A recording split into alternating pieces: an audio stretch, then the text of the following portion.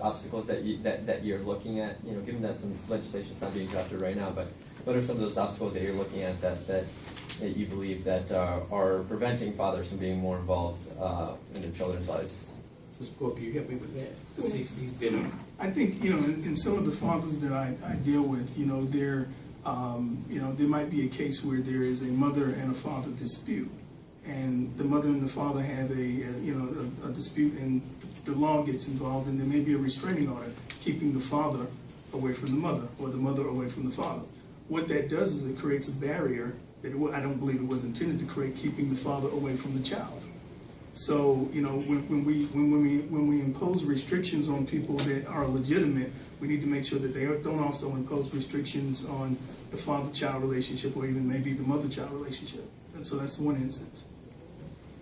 Yes, sir. Well, Representative, so you're saying that you're looking at existing laws, so you're sort of like reviewing like what the possibilities. I think it's the possibilities going forward. I think it's going to be difficult to untangle some of the present legislation, but it's worth looking at to see if there's anything could soften it, or look at some other alternatives to what's presently out there. But I think going forward is obviously we're going to have to look at some new things based on the experiences of fathers and mothers, of course, because sometimes the situation can be both ways. But we want to look at what can we do going forward to make it better for the children. I think at the end of the day, and I think you will agree with me, it makes it better for the children, but we don't want to put the mother or the father in an uncomfortable situation that's not conducive, not healthy, but at the same time we want to do it. This is about bringing the family together, not separating them based on anything that we're doing legislatively that we can soften to work with those families who really want to do the right thing. Sometimes because when you get in the system,